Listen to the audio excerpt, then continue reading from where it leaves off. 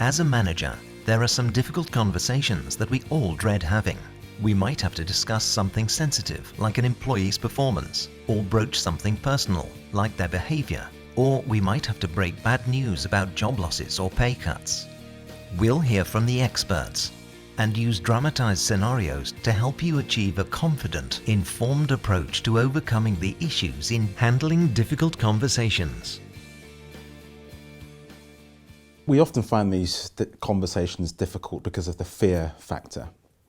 The fear of having the conversation because I don't know where it's going to go.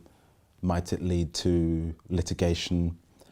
Do I really have the time to deal with this? Many managers go through a sequence of events in their minds. First of all, they're perhaps a little too friendly with their employees. Managers, like everyone else, they're human, they want to be loved, they want to be needed. So they don't want to say anything that might rock the boat too much. We might find ourselves trying to avoid this type of conversation, but the effect of doing this can be very serious. Some of the consequences of dodging a difficult conversation can be that, of course, the problems continue. It might be that the problems get worse. Others might see that because a conversation hasn't been had, it's perceived that actually it's acceptable behaviour. Conversations can go wrong for a number of reasons. It might be because we haven't done enough preparation, and we end up being asked questions that we can't answer. Well, the big news is we're going to be completely restructuring the department. We're going to have a total rethink. Are some jobs going? What's happening? Yeah, well, some positions are going to have to go, but there'll be a couple of new roles as well. Is my job being cut? I don't know, Simon. You'll just have to wait and see. The person we're talking to might use ploys, such as going silent or even crying. Look, no one's having a go at you, Karen. We all know how difficult it can be to work with Olivia.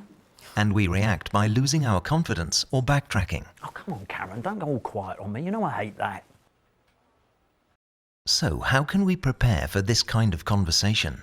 If you're doing a discipline, whether it's formal or informal, you need to establish the facts. So first of all, what standards actually do you want your employees to meet? You need to be able to explain them clearly and precisely. Many managers can't do that. They just wave their hands around and say, you've got to meet the standard. What does that mean?